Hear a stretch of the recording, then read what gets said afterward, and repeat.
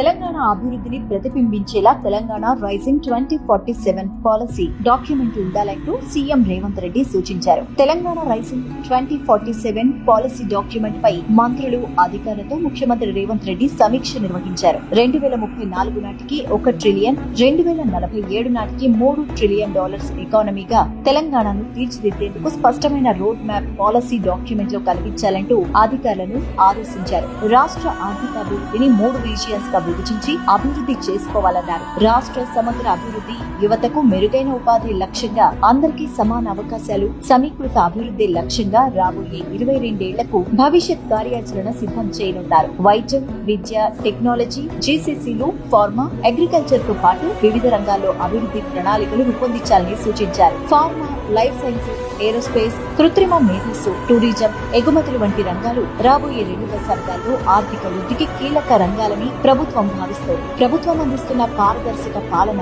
సులభతర అనుమతులు, global capacity సెంటర్లు రాష్ట్రాన్ని పెట్టుబడిదారుల మొదటి గమ్యస్థానంగా నిలబెట్టబోతున్నాయి. ఈ బలాలే పునాదిగా మరింత పెట్టుబడులను ఆకర్షించే విధంగా విజన్ డాక్యుమెంట్ ఉండాలంటూ సీఎం సూచించారు.